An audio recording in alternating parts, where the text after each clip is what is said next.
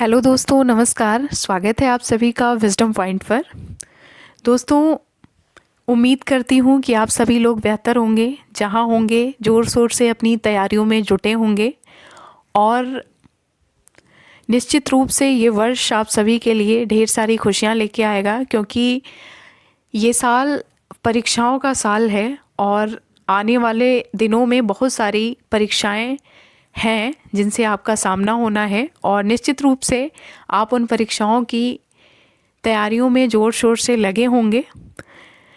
आज मैं आप सभी के समक्ष एक नए वीडियो के साथ में उपस्थित हूँ और ये वीडियो पूरी तरह से केंद्रित है हिंदी से संबंधित प्रश्नों की एक महत्वपूर्ण श्रृंखला में।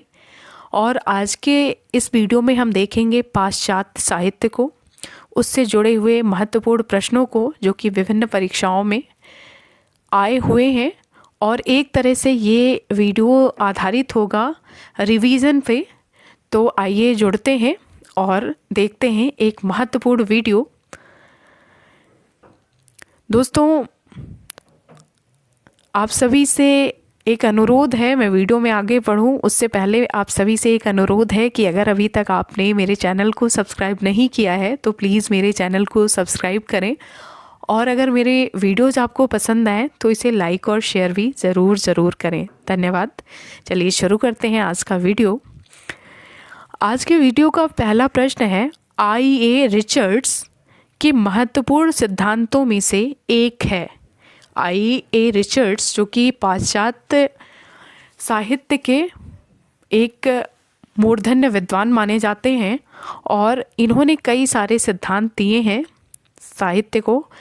उनमें से एक सिद्धांत जो कि इनका बहुत ही महत्वपूर्ण है, इन चारों ऑप्शंस में से एक उनका महत्वपूर्ण सिद्धांत है। तो आइए ढूंढते हैं वो कौन सा सिद्धांत है जो कि आई.ए. रिचर्ड्स द्वारा दिया गया है।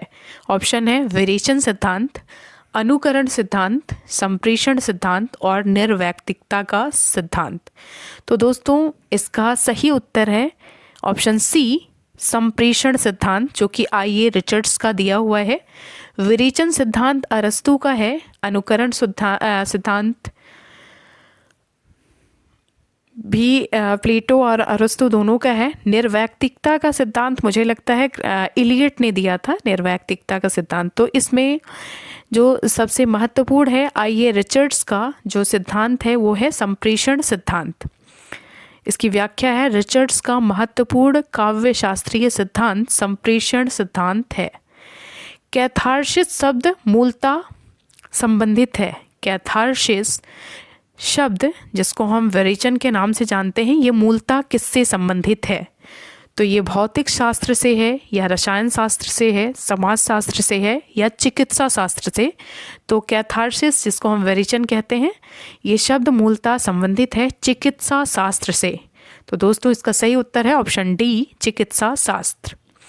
कैथार्सिस अर्थात विरेचन शब्द मूलतः चिकित्सा शास्त्र से संबंधित है। इसका प्रयोग अरस्तू ने किया था। ध्यान दीजिएगा, इसका प्रयोग किया था अरस्तू ने। दोस्तों, एक और आपसे सुझाव मैं चाहूँगी कि अगर आप चाहते हैं कि मैं चारों ऑप्शन ना पढूं तो वीडियो में ज़रूर कमेंट करिएगा। मैं फिर केवल जो सही उत्तर है उसको मैं आपको बताऊंगी। अगला प्रश्न है, अनुकरण सिद्धांत के प्रणेता कौन है? ऑप्शन है अरस्तू, कॉलरिज, रिचर्ड्स या वर्ड्सवर्थ। तो मैंने आपको ऊपर भी बताया कि अनुकरण सिद्धांत के प्रणेता हैं, क्योंकि ऑप्शन में अरस्तू हैं तो अरस्तू को हम मानेंगे। लेकिन अगर हम इसकी व्याख्या देखें तो अनुकरण का सिद्धांत प्लेटो और उनके शिष्य अरस्तू का बहुचर्चित सिद्धांत है। दोनों ने मिलके पहले ये विचार दिया था प्लेटो ने, इसको आगे बढ़ाया और क्लियर कहीं ना कहीं करते हुए इसको और आगे बढ़ाया अरस्तू ने। उनके शिष्य जो थे अरस्तू, उनका ये बहुचर्चित सिद्धांत है। अरस्तू के अनुसार कलाकार 3 प्रकार की वस्तुओं में से किसी एक का अनुकरण कर सकता है। वे जैसी थीं या जैसी हैं, जैसी वे कही या समझी जाती हैं और जैसी वे होनी चाहिए। अरस्तू के अनुकरण सिद्धांत में कौन सी एक बात नहीं है? ऐसा कौन सा सिद्धांत है, कौन सी एक बात है जो अरस्तू के अनुकरण सिद्धांत में नहीं है? तो ऑप्शन है कविता जगत की अनुकृति है, अनुकरण की प्रक्रिया आनंददायक है, अनुकरण से हमें शिक्षा मिलती है, या काव्य प्रकृति का अनुकरण नहीं है। तो इसमें क्योंकि अनुकरण सिद्धांत अरस्तू ने दिया है, इसलिए इसमें ऑप्शन डी गलत है, क्योंकि काव्य प्रकृति का अनुकरण नहीं है। ये गलत हो जाएगा क्योंकि अनुकरण सिद्धांत इनका कहता है कि दुनिया में जो भी चीज़ें हैं हम उसका अनुकरण करते हैं और उसको हम उसी रूप में प्रस्तुत करते हैं, उसको हम कई रूप भी दे सकते हैं। तो अरस्तू के अनुकरण सिद्धांत के संदर्भ में कथन नहीं है कि काव्य प्रकृति का अनुकरण नहीं है। वस्तुतः अरस्तू काव्य को प्रकृति का अनुकरण मानते हैं। अरस्तू के अनुसार कविता जगत की अनुकृति है, अनुकरण की प्रक्रिया आनंददायक है और अनुकरण से हमें शिक्षा मिलती है। अगला प्रश्न है, विरेचन सिद्धांत के प्रतिपादक कौन हैं? विरेचन सिद्धांत के प्रतिपादक कौन है? ऑप्शन है प्लेटो, सुकरात, होरेस या अरस्तु। तो इस प्रश्न का सही उत्तर है अरस्तु, जो कि विरेचन सिद्धांत, जिसको चिकित्सा शास्त्र से लिया गया है, ये कैथार्सिस शब्द का अनुवाद है विरेचन, और इसके प्रतिपादक हैं अरस्तु। आइए व्याख्या देखते हैं। विरेचन संबंधी अपनी अवधारणा अरस्तु ने त्रासदी के संबंध में दी थी, क्योंकि प्लेटो ने त्रासदी पर ही यह आरोप लगाया था कि वह मनुष्य की हीन भावनाओं को जागृत कर उसे कमज़ोर बनाती है, इसलिए यह मानसिक स्वास्थ्य की दृष्टि से अहितकर है। इसी मान्यता का खंडन करते हुए अरस्तु ने विरेचन सिद्धांत दिया। अगला प्रश्न है, प्रिंसिपल ऑफ लिटरेरी क्रिटिसिज्म पुस्तक के लेखक कौन है? प्रिंसिपल ऑफ लिटरेरी क्रिटिसिज्म पुस्तक के लेखक ऑप्शन है रिचर्ड्स, क्रोचे, प्लेटो या इलियट। तो इस प्रश्न का सही उत्तर है रिचर्ड्स। रिचर्ड्स की और भी पुस्तकें हैं, व्याख्या देखते हैं। प्रिंसिपल ऑफ लिटरेरी क्रिटिसिज्म पुस्तक के लेखक रिचर्ड्स हैं। रिचर्ड्स ने पाश्चात्य काव्यशास्त्र, आलोचना में मूल्य सिद्धांत, संप्रेषण सिद्धांत तथा काव्य भाषा सिद्धांत दिया है। इनके कौन से प्रमुख 3 सिद्धांत हैं, ये याद रखने वाली बात है। इन्होंने मूल्य सिद्धांत दिया, संप्रेषण सिद्धांत दिया और काव्य भाषा का सिद्धांत दिया। और इनकी प्रमुख पुस्तकें हैं meaning of winning, practical criticism, science and poetry, the foundation of aesthetics और फिलॉसफी ऑफ रेटोरिक। अगला प्रश्न है, क्रोचे के अभिव्यंजनावाद का संबंध वक्रोक्त सिद्धांत के साथ मानने वाले विद्वान का क्या नाम है? क्रोचे का अभिव्यंजनावाद सिद्धांत जो है वो भारतीय पाश्चात्य शास्त्र के वक्रोक्त सिद्धांत के साथ मानने वाले विद्वान कौन हैं? ऑप्शन है आचार्य हजारी प्रसाद द्विवेदी, डॉक्टर नगेंद्र, डॉक्टर रामविलास शर्मा या आचार्य रामचंद्र शुक्ल। तो इस प्रश्न का सही उत्तर है आचार्य रामचंद्र शुक्ल। व्याख्या देखते हैं।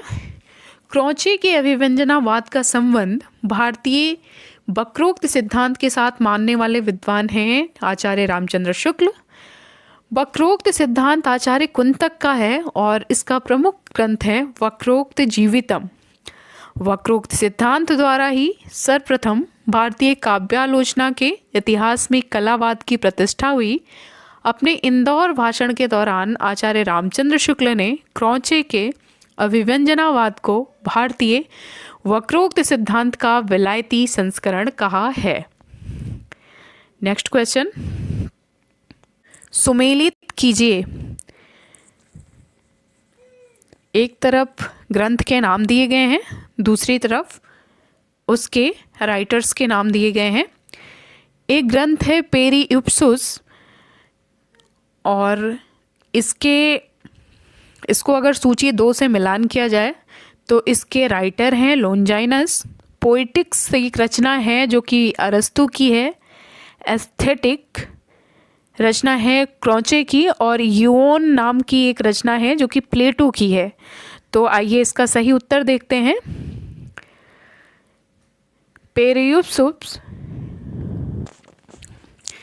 पेरियुप्सुस रचना है लोनजाइनस की, पोइटिक्स अरस्तु की, एस्थेटिक क्रोचे की और यूओन प्लेटो की रचना है। अगला प्रश्न है, इलियट का मूर्ति विधान भारतीय काव्यशास्त्र के किस तत्व से तुलनीय है? इलियट ने एक सिद्धांत दिया था मूर्ति विधान, जिसका भारतीय काव्यशास्त्र के किस तत्व से तुलनीय है, किस तत्व से तुलना की गई है? तो उसका राइट आंसर है विभावन व्यापार। अगला प्रश्न है, विखंडनवाद का जनक किसको माना जाता है? विखंडनवाद का जनक किसको माना जाता है? ऑप्शन है रूसो, देदिरा, सस्योर या रिचर्ड्स। तो इस प्रश्न का सही उत्तर है ऑप्शन बी, विखंडनवाद का जनक जॉर्ज देदिरा को माना जाता है। विखंडनवाद अंग्रेजी के डीकंस्ट्रक्शन का हिंदी पर्याय है। कुछ विद्वान इसे विरचनावाद या विनिर्मितिवाद भी कहते हैं। विखंडनवाद के जनक जॉर्ज देदिरा हैं और देदिरा की पुस्तक का नाम है ऑफ ग्रामेटोलॉजी है। अगला प्रश्न है, कविता अपने मूल रूप में जीवन की आलोचना है, ऐसा किसने कहा कि कविता अपने मूल रूप में जीवन की आलोचना है? तो ये कथन है मैथ्यू अर्नाल्ड का। मैथ्यू अर्नाल्ड ने कहा कि कविता अपने मूल रूप में जीवन की आलोचना है। वर्ड्सवर्थ का विचार है कि कविता प्रबल अनुभूतियों का सहज उद्रेक है, जिसका स्रोत शांति के समय में स्मृत मनोवेगों से फूटता है। शैली के विचार में कविता सर्वसुखी और सर्वोत्तम मनों के सर्वोत्तम और सर्वाधिक सुखपूर्ण क्षणों का लेखा है। अगला प्रश्न है, सौंदर्य की व्याख्या करते समय क्रोचे ने अभिव्यंजना के कितने स्तरों का उल्लेख किया है? सौंदर्य की व्याख्या करते समय क्रोचे ने अभिव्यंजना के कितने स्तरों का उल्लेख किया गया है? ऑप्शन है 2, 3, 5 या 4। तो इसका सही उत्तर है ऑप्शन डी, 4। अगला प्रश्न, कला सृजन के लिए सहज तथा स्वयं प्रकाश ज्ञान को किसने आवश्यक माना है? कला सृजन के लिए सहज अथवा स्वयं प्रकाश ज्ञान को किसने आवश्यक माना है? तो इसका सही उत्तर है क्रोचे। अगला प्रश्न है, सर्वोत्तम शब्द अपने सर्वोत्तम क्रम में कविता होती है, ऐसा किसने कहा? ऑप्शन है वर्ड्सवर्थ, कीट्स, कॉलरिज या टेनिसन। तो ये उत्तर है, इसका सही उत्तर है कॉलरिज। कॉलरिज ने कहा कि सर्वोत्तम शब्द अपने सर्वोत्तम क्रम में कविता होते हैं।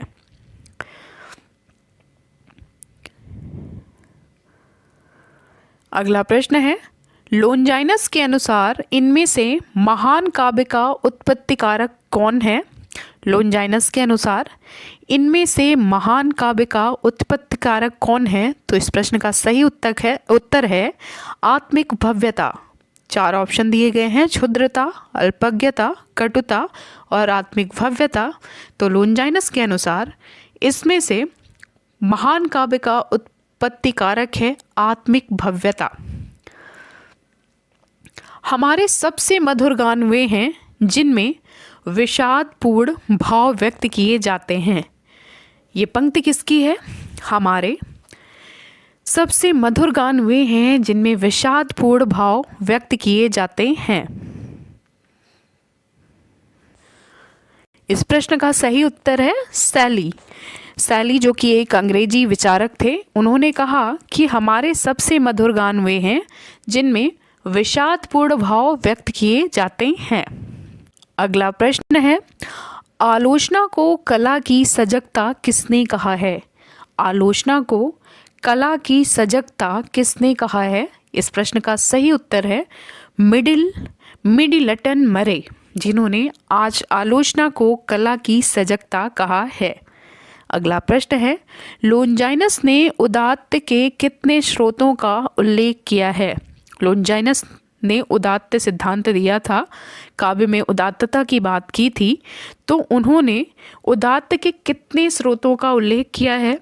इसका सही उत्तर है 5, ऑप्शन सी 5। लोनजाइनस ने अपनी कृति पेरिप्सुस में औदात्य पर आधारित विचार, भाव, भाषा, अलंकार आदि को काव्य के लिए उचित घोषित किया था।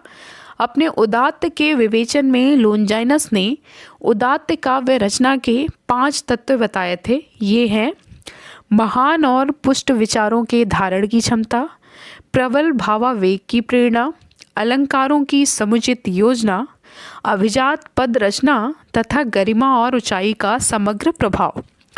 लोनजाइनस ने उदात्तता का विवेचन किस ग्रंथ में किया है? तो अभी हमने ऊपर पढ़ा कि उन्होंने अपने पुस्तक पेरिप्सुस में किया है, इन्होंने पेरिप्सुस, लेकिन यहाँ पे ऑप्शन दिया गया है poetics, moral philosophy, on the Sublime या क्रिटिकल ऑब्जर्वेशन। तो पोएटिक्स तो अरस्तु की है और ऑन द सबलाइम में इन्होंने उदात्तता का विवेचन किया है। तो लोनजाइनस ने अपने ग्रंथ ऑन द सबलाइम में उदात्तता का विवेचन किया है। अगला प्रश्न है, किस पाश्चात्य विचारक ने कला और सहजानुभूति को अभिन्न माना है? किस विचारक ने कला और सहजानुभूति को अभिन्न माना है? तो उनका नाम है बेनेदिते क्रोचे, जिन्होंने कला और सहजानुभूति को अभिन्न माना है। अगला प्रश्न है, नई समीक्षा के केंद्र में कौन है? नई समीक्षा के केंद्र में कौन है? ऑप्शन है कीर्तिकार या कृतियाँ या समाज या योगीन परिस्थितियाँ। तो इस प्रश्न का सही उत्तर है नई समीक्षा के केंद्र में कृतियाँ हैं, ना कि लेखक। अगला प्रश्न है, प्रतीकवाद की सर्वप्रथम घोषणा करने वाले विचारक कौन थे? प्रतीकवाद, जो कि नई कविता में प्रतीकवाद और बिंबों इन सब का बहुत प्रयोग होता है, तो हम जानेंगे कि प्रतीकवाद की सर्वप्रथम घोषणा करने वाले विचारक कौन थे।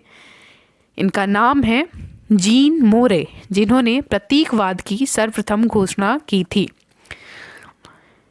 अगला प्रश्न है, लिरिकल बैलेट्स से पाश्चात्य काव्य में किस वाद का प्रवर्तन होता है?